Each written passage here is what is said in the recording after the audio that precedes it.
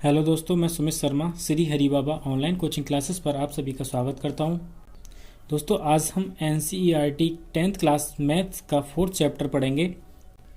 SD Yadav maths का भी solution daily ही इसी चैनल पे पड़ेगा और इसी बीच बीच में हम 10th क्लास की वीडियो भी लेते रहेंगे, क्योंकि कुछ हमारे स्टूडेंट्स 10th क्लास में हैं तो वो 10th क्लास के लिए मैथ्स की मांग कर रहे हैं, तो इसलिए हम आज 10th क्लास की फर्स्ट वीडियो डाल रहे हैं। तो वीडियो शुरू करने से पहले आप सभी से रिक्वेस्ट है कि वीडियो को पूरा देखें और लाइक करें, शेयर करें और सब्सक्राइब करें।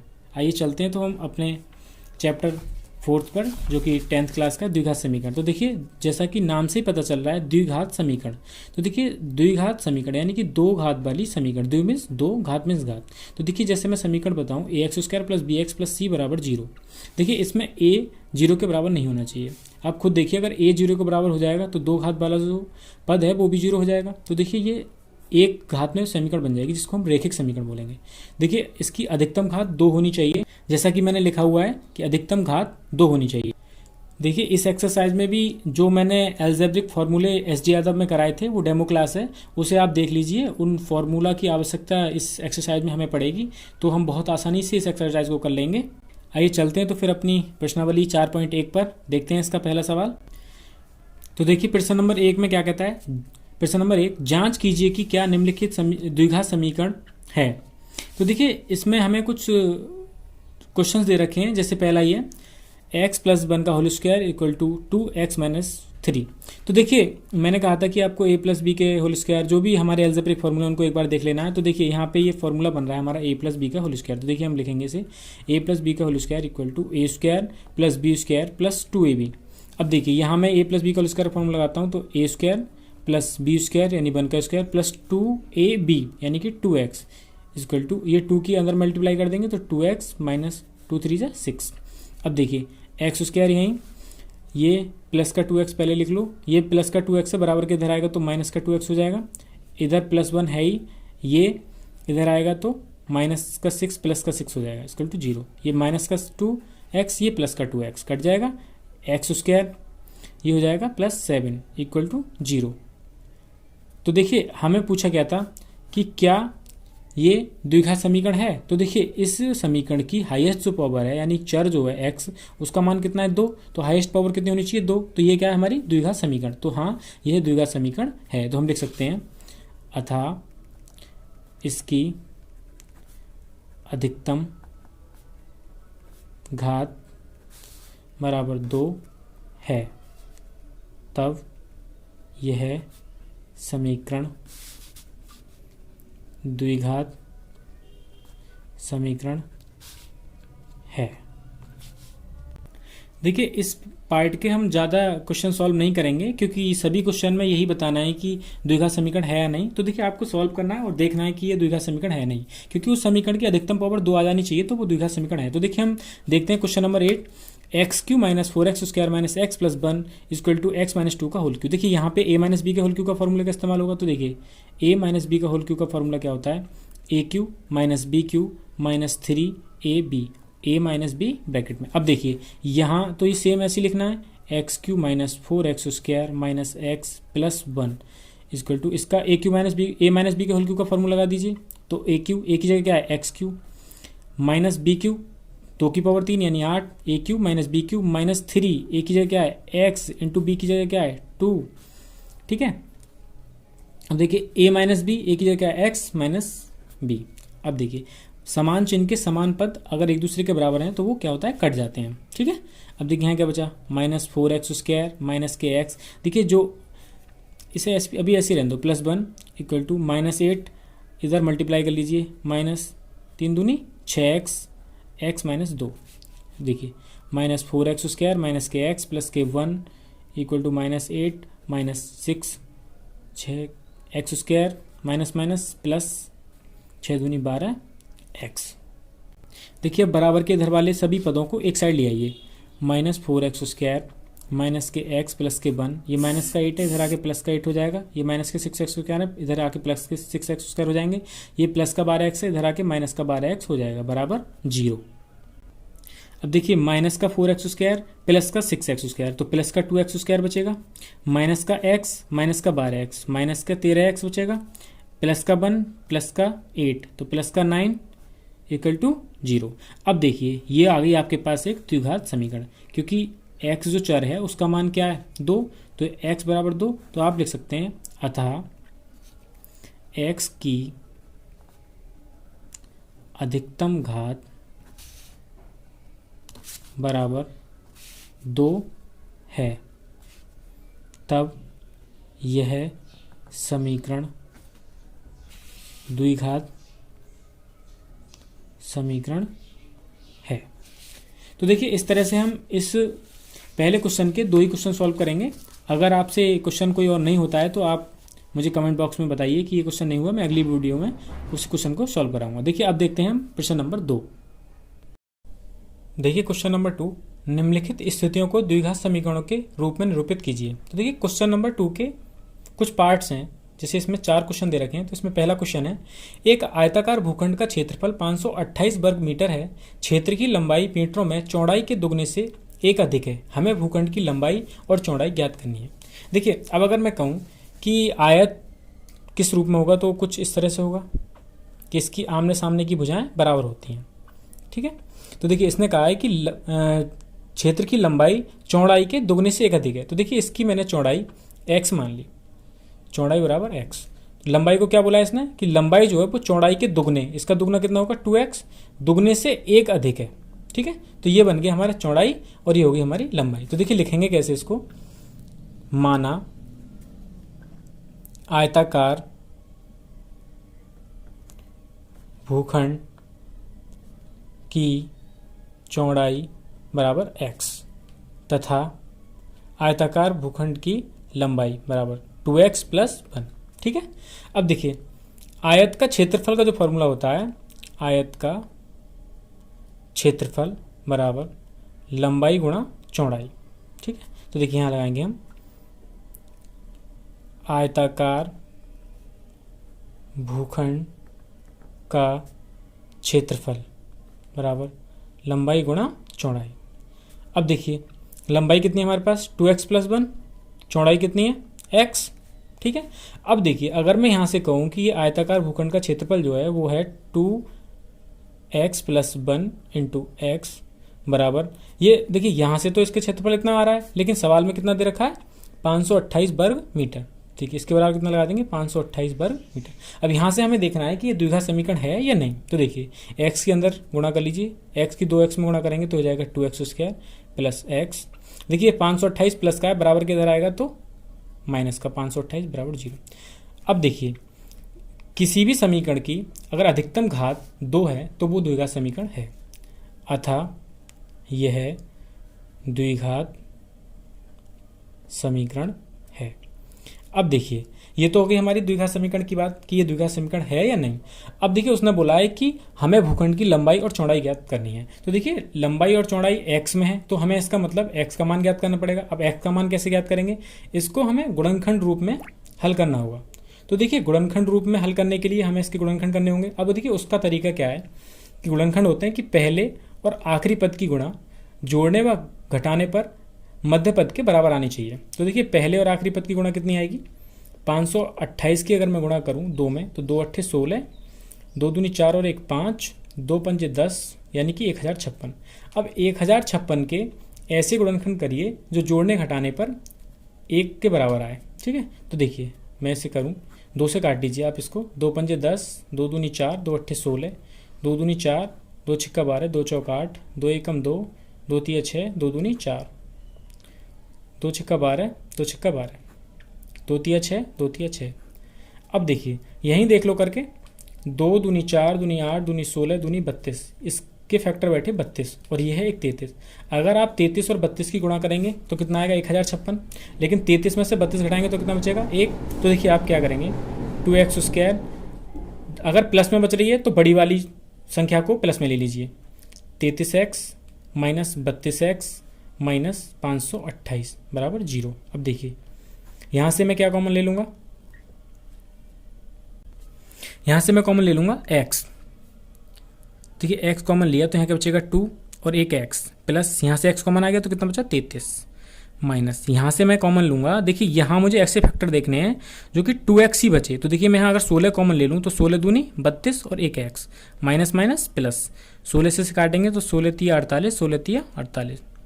अब देखिए इन दोनों में क्या कॉमन है, 2x प्लस 33, और यहाँ से क्या बचा x, यहाँ से क्या बचा 16 बराबर 0। अब देखिए दोनों को 0 के बराबर रख लीजिए। 2x प्लस 33 बराबर 0, तो 2x बराबर माइनस के 33, x बराबर माइनस के 33/2। ये तो ऋणात्मक संख्या है, इसको तो हम लेंगे नहीं, इसका तो कोई यूज़ है नहीं। अब देखिए इसे देखें, x माइनस 16 बराबर 0, x बराबर 16, तो ये क्या ऐसी हमारी पॉजिटिव संख्या है। तो देखिए इसका इस्तेमाल हम करेंगे। x का मान 16 आ गया, तो देखिए हमने चौड़ाई कितनी मानी, x कितने के बराबर आया 16, तो चौड़ाई तो हो गई इसकी 16 मीटर। अब देखिए लंबाई कितनी है, लंबाई है हमारी दूनी से एक अधिक, तो देखिए 16 गुणा 2 प्लस 1, 16 दूनी 32 और 1 33, इसकी लंबाई कितनी आ गई 33। तो इस तरह से हमने क्वेश्चन नंबर दूसरे का पहला खंड पूरा किया। अब देखिए क्वेश्चन नंबर 2 का दूसरा भाग देखें। दो क्रमागत धनात्मक पूर्णांकों का गुणनफल 306 है, हमें पूर्णांकों को ज्ञात करना है। तो देखिए क्रमागत का मतलब है लगातार यानी क्रम से। तो देखिए हम इस तरह से मान सकते हैं कि माना दो क्रमागत धनात्मक पूर्णांक x तथा x प्लस 1 है। देखिए क्योंकि लगातार क्रमागत की बात करें तो 1 2 3 इस तरह से आएंगे, तो मैंने एक x मान लिया तो उसमें एक जोड़ के फिर अगली संख्या, तो इस तरह से क्रमागत का मतलब लगातार। ठीक है, देखिए आपने एक मान लिया x और एक मान लिया x प्लस 1।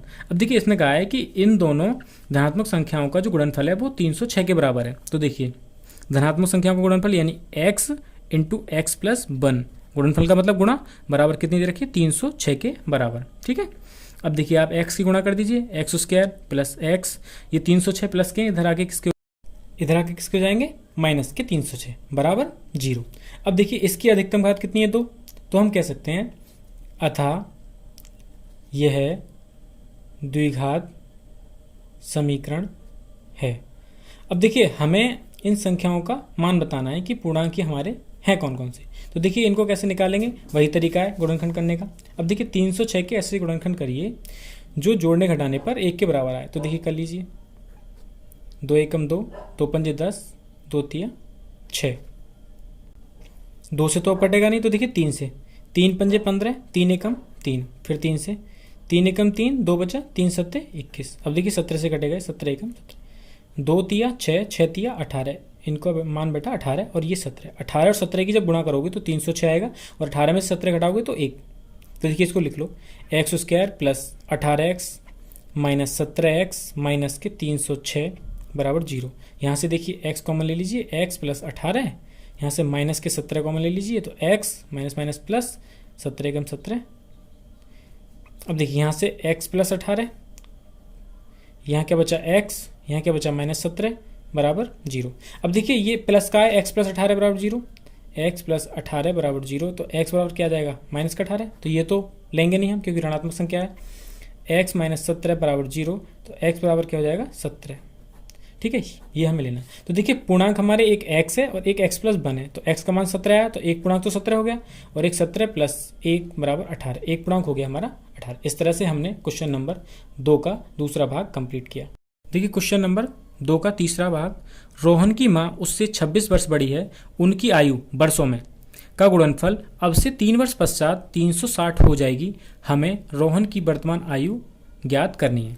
तो देखिए माना रोहन की, देखिए जिसकी आयु पूछी है उसकी आयु आप x मान लीजिए, रोहन की वर्तमान आयु बराबर x वर्ष। ठीक है, अब रोहन से उसकी माँ कितने वर्ष बड़ी है 26 वर्ष, तथा रोहन की माँ की वर्तमान आयु बराबर x प्लस 26 वर्ष। अब देखिए कैसे, x का मतलब कोई भी संख्या मान लो, आपने मान ली 5, मैं आपसे कहूँ कि आपकी आयु 5 है और आपकी माताजी की जो आयु है वो आपसे 26 वर्ष बड़ी है, तो आप कहेंगे 5 प्लस 26 बराबर 31। तो ऐसे ही मैंने x मानी वर्तमान आयु, तो माताजी की आयु जो है 26 वर्ष बड़ी है, तो x प्लस 26।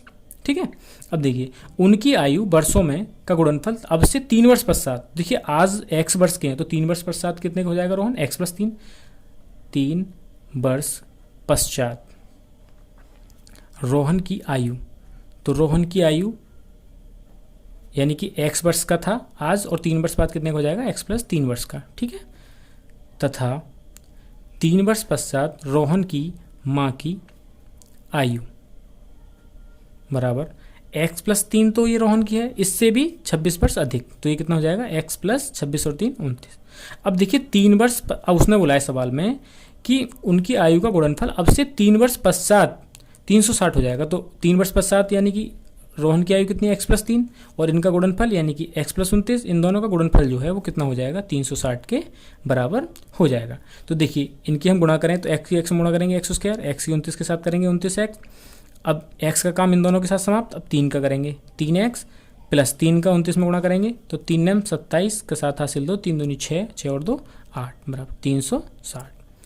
अब देखिए x², 29x और 3x कितना हो जाएगा 32x + 87, ये प्लस के 360 है, इधर आके हो जाएंगे माइनस के 360 बराबर 0। अब देखिए 360 में से हमें 87 घटाना है क्योंकि ये माइनस का ज़्यादा है प्लस का कम है, तो x² + 32x 360 - 87, 10 में से 7 गया 3, 15 में 60 गया 7, 273, तो देखिए कितना बचा माइनस का 273 बराबर 0। अब ये हमें देखना है कि द्विघात समीकरण है या नहीं, तो देखिए द्विघात समीकरण x की हाईएस्ट पावर कितनी है 2, अतः इसकी अधिकतम घात बराबर 2 है, तब यह समीकरण द्विघात समीकरण होगी, ठीक है। अब देखिए हमें अगर रोहन की आयु और रोहन की माँ की आयु बतानी हो तो हमें क्या करना पड़ेगा, इसके गुणनखंड करने पड़ेंगे, और गुणनखंड करने के बाद में क्या होगा कि इसमें से हमें x का मान प्राप्त होगा और जो x का मान प्राप्त होगा वही हम यहाँ रख देंगे, तो इनकी आयु हमें प्राप्त हो जाएगी। तो देखिए इसकी गुणनखंड कैसे करेंगे, मैंने बताया पहले और आखिरी पद की गुणा जोड़ने घटाने पे मध्य पद के बराबर आनी चाहिए, तो मध्य पद कितना है 32 और 273 की एक में गुणा करेंगे तो 273, तो देखिए करते हैं हम 273 की, देखिए 273 को हम जब डिवाइड करेंगे 2 से तो कटेगा नहीं है तो 3 से काटेंगे, 3m 27, 3 एकम 3, अब देखिए फिर 3 से तो कटेगा नहीं तो ये 7 से कटेगा, 7 एकम 7, 2 7 तिया 21, अब ये 13 13 से कटेगा, 13 एकम 13। अब देखिए इसमें से ऐसा मान छाटिए जो जोड़ने घटाने पर 32 के बराबर आए, तो देखिए मैं अगर 13 की और 3 की गुणा करूँ तो कितना हो जाएगा 39, अगर 7 एकम 7, 39 की और 7 की गुणा करेंगे तो 273 आएगा और 39 में से 7 घटाएंगे तो कितना आएगा 32, तो देखिए जोड़ने घटाने पे 32 आना चाहिए और गुणा करने पे 273, तो देखिए इसे कैसे लिखेंगे x² प्लस का बचना चाहिए तो प्लस का हम 39x लेंगे, माइनस का 7x माइनस का 273 बराबर 0, यहाँ से x कॉमन ले लीजिए तो यहाँ कितना बचा x + 39, यहाँ से मैंने माइनस का 7 कॉमन ले लिया तो यहाँ x और यहाँ प्लस 7 तिया 21 और 7 9 63 बराबर 0, यहाँ से दोनों में क्या कॉमन है x + 39 और यहाँ से क्या बचा x और यहाँ से -7 बराबर 0, तो देखिए ये प्लस वाला है x + 39 बराबर 0, इसका मान केस में आएगा माइनस में, इसे हम नहीं लेंगे, x - 7 बराबर 0 तो x बराबर 7, ये देखिए हम प्लस में है तो इस मान को हम लेंगे। तो देखिए हमने माना रोहन की वर्तमान आयु कितनी मानी थी x वर्ष, तो रोहन की आयु बराबर कितनी आ जाएगी बराबर x बराबर यानी 7 वर्ष, ठीक है, रोहन की वर्तमान आयु x यानी 7 वर्ष। अब देखिए रोहन की माँ की आयु, रोहन इससे कितना बड़ा था 26 वर्ष बड़ा, ठीक है, रोहन की माँ रोहन से 26 वर्ष बड़ी थी तो 7 + 26, ठीक है, 7 6 13, 2 और 1 3, तो रोहन की माँ की आयु कितनी आ गई 33 वर्ष। इस तरह से हमने दूसरे का तीसरा क्वेश्चन समाप्त किया। देखिए क्वेश्चन नंबर 2 का चौथा भाग, एक रेलगाड़ी 480 किलोमीटर की दूरी समान चाल से तय करती है, यदि इसकी चाल 8 किलोमीटर प्रति घंटा कम होती तो वह उसी दूरी को तय करने में 3 घंटे अधिक लेती, हमें रेलगाड़ी की चाल ज्ञात करनी है। देखिए जिस चीज़ को ज्ञात करना है उसी को आप क्या करेंगे x मान लेंगे, माना रेलगाड़ी की चाल बराबर x किलोमीटर प्रति घंटा, ठीक है। अब देखिए मैं यहाँ पे एक आपको फॉर्मूला बताऊंगा, चाल बराबर दूरी बटे समय, इस फॉर्मूले को ध्यान रखना क्योंकि देखिए यहाँ से चाल बराबर दूरी बटे समय, अगर दूरी निकालनी हो तो आपको क्या करना है चाल गुणा समय, ठीक है। अगर आपको समय निकालना है तो आप क्या करेंगे, दूरी बटे 4। ठीक है, इसी एक फॉर्मूला से 3 फॉर्मूले बन गए, तीनों आपको ये याद रखने हैं। ठीक है, अब देखिए मैं आपसे कहूँ कि 480 किलोमीटर की दूरी तय करने में लगा समय, तो कितना समय लगेगा। अब देखिए यहाँ पे हमें समय वाला फॉर्मूला लगाना है, तो समय, दूरी कितनी है 480 किलोमीटर और चाल कितनी है 1 किलोमीटर, तो देखिए एक 480 बटे x घंटे, इतना समय लगेगा। ठीक है, अब देखिए यदि 8 किलोमीटर प्रति घंटा चाल कम की जाए, या यदि 8 किलोमीटर प्रति घंटा कम की गई चाल, तो देखिए x किलोमीटर प्रति घंटा थी, कम की गई तो x माइनस 8 किलोमीटर प्रति घंटा। देखिए अगर बढ़ाई जाए तो प्लस और घटाई जाए तो माइनस। ठीक है, अब देखिए इसी चाल से, यानी कम की गई चाल से, अगर मैं आपसे कहूँ कि 480 किलोमीटर की दूरी को तय करने में लगा समय, तो देखिए वही दूरी बटे चाल, दूरी कितनी 480, चाल कितनी x माइनस 8 किलोमीटर प्रति घंटा। अब देखिए दोनों समय में क्या बोला है, अंतर कितने का है 3 घंटे का, क्योंकि तो वह उसी दूरी को तय करने में, यानी कि अगर वो अपनी 8 किलोमीटर प्रति घंटा चाल कम कर ले और उसी चाल से चले, तो उन दोनों में जो डिफरेंस है वो 3 घंटे अधिक लेती है। ठीक है, तो देखिए बड़े वाले में से हम क्या करते हैं, छोटे वाले को घटा देते हैं। तो देखिए इनका लिख भी लेते हैं कि अतः दोनों समयों में अंतर, कितने का अंतर है 3 घंटे का। ठीक है, तो देखिए 480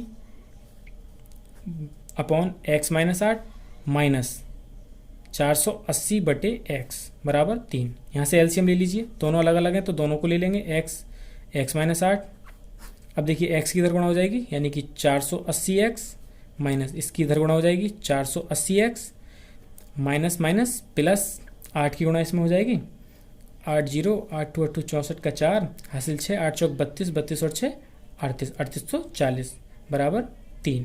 ठीक है, देखिए 480x प्लस का 480x माइनस का क्या बचा 3840 अपॉन इसकी अंदर गुणा कर लो एक्स स्क्वायर माइनस 8x बराबर 3। देखिए इसकी क्रॉस मल्टीप्लाई कर लेंगे, 3 की इधर 1 की इधर, ये हो जाएगा 3x स्क्वायर माइनस 3 8 जा 24x बराबर 3840। ये 3x स्क्वायर माइनस के 24x, ये प्लस का इधर आके माइनस का हो जाएगा बराबर 0। 3 पूरी इक्वेशन में से कॉमन ले लीजिए, x square minus 3 अट्ठे 24x minus 3 एकम 3, 3 दूनी 6, 3 अट्ठे 24 बराबर 0। देखिए 3 0 के इधर जाएगा तो ये पूरा मान किसी भी संख्या से अगर 0 को भाग करते हैं तो क्या आता है 0 ही आता है। ठीक है, तो अगर 3 को 0 के उधर डिवाइड में पहुंचाएंगे तो क्या आ जाएगा 0 ही आ जाएगा। ठीक है, तो देखिए सबसे पहले तो हम ये देखेंगे कि ये x square minus 8x minus 1280 बराबर 0 कि इसकी अधिकतम पावर कितनी है 2, तो ये क्या है, अतः इस समीकरण की अधिकतम घात बराबर 2, तब यह समीकरण द्विघात समीकरण होगी। ठीक है, अब देखिए हमें चाल ज्ञात करनी है क्योंकि हमने उसका मान x माना था, तो हमें क्या करना है इसका गुणनखंड करना है। तो देखिए गुणनखंड कैसे करेंगे, वही प्रक्रिया है कि 1280 एकम 1280, तो गुणा करने पे तो 1280 आना चाहिए और जोड़ने घटाने पर 8x के बराबर आना चाहिए। तो देखिए इसके फैक्टर करेंगे अब हम, देखिए 1280 के फैक्टर करेंगे, 2 छिक्का 12, 2 चौक 8, 2 तिये 6, 2 दूनी 4, 2 एकम 2, 2 छिक्का 12, 2 अट्ठे 16, 2 चौक 8, 2 दूनी 4, 2 एकम 2, 2 पंचे 10। अब देखिए 2 दूनी 4 दूनी 8 दूनी 16 दूनी 32, यहीं तक रहने दीजिए।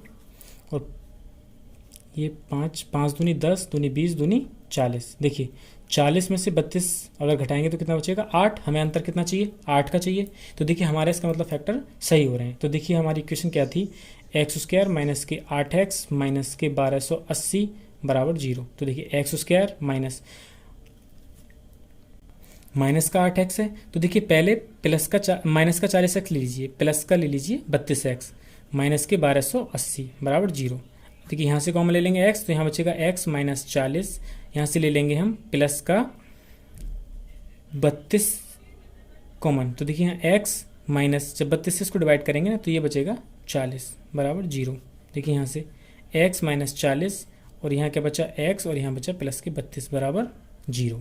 ठीक है, तो देखिए जब इन दोनों को हम 0 के बराबर लगाएंगे तो x माइनस 40 बराबर 0, तो x बराबर 40। तो देखिए पॉजिटिव है तो हमें यही लेना है x का मान, ये नेगेटिव है तो इसे हमें नहीं लेना है। तो देखिए x का मान 40 आ गया। तो इसका मतलब रेलगाड़ी की जो चाल है हमने कितनी मानी थी, x मानी थी, रेलगाड़ी की चाल बराबर x। तो यानी कि x बराबर कितना है 40 किलोमीटर प्रति घंटा।